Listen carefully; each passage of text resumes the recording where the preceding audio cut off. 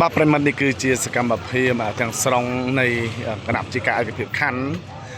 បានចោះរៀបចំសម្ដាប់ធ្នាប់របៀបរៀបរយតាមដងផ្លូវយើងឃើញហើយគឺសកម្មភាពជីវករមួយចំនួននៅមិនព្រមស្ដាប់ឥឡូវនេះអនុវត្តធនការគឺចាប់ដើមដកហូតយកសម្ភារៈដែលបង្កផលប៉ះពាល់ដល់លើដងផ្លូវអញ្ចឹងគឺមិនអនុញ្ញាតឲ្យយកវិញទេអញ្ចឹងសម្ភារៈ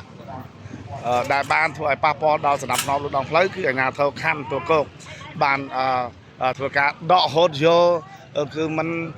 ទុកឲ្យវិញនោះទេគឺយកទៅតែម្ដងមកប្រិមិត្តពីព្រោះការរៀបចំនិងការប្រាប់ណែនាំនឹងអស់ជាច្រើនលើកច្រើនសារទៅហើយតែអាជីវករមួយចំនួនធំបាននៅតែបន្តរំលោភបំពានមិនស្ដាប់តតែសោះប្រិមិត្តនេះគឺជាសកម្មភាពទាំងស្រុងនៅព្រឹកថ្ងៃទី1 ខែតុលាឆ្នាំ2025បាទក្រោមការបញ្ជារបស់អាដាមជាពិសេសអាបាលបាទខណ្ឌទួលគោកបានបញ្ជាទៅលោក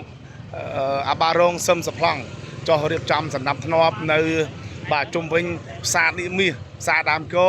តាមបណ្ដោយផ្លូវ230 231បាទគ្រប់ផ្លូវទាំងអស់ដែលនៅបរិវេណជុំវិញបាទសង្កាត់ផ្សារដើមកោនេះតែម្ដងបាទប្រិមិត្តឥឡូវយើងឃើញទស្សនវិជ្ជាទាំងស្រុងបាទពីព្រោះកន្លងមកអាជ្ញាធរក៏បានគូសបាទបន្ទាត់ឲ្យលក់ដែរតែអាជីវករមួយចំនួនធំលោកបាទមិនគោរពច្បាប់ទេលោកមិនគោរពតាមគំនូសទេទោះបីមានការណែនាំនិងបាទប្រាប់ទៀតក៏ដោយបាទនៅតែមិនព្រមបាទស្ដាប់តែម្ដងប្រិមិត្តបាទយើងឃើញហើយប្រិមិត្តណាបាទអញ្ចឹងគឺឲ្យតែសម្ភារៈដូចជាឆ័ត្រដូចជាបាទបារ៉ែតដូចជាសម្ភារៈផ្សេងដែលធ្វើឲ្យប៉ះពាល់ដល់សណ្ដាប់ធ្នាប់បាទសាធារណៈហ្នឹងគឺត្រូវតែដកហូតយកតែម្ដងបាទលេងឲ្យដាក់នៅលើផ្លូវបន្តទៀតហើយបើសិនជានៅតែបន្តដាក់នៅលើផ្លូវទេគឺនៅតែបន្ត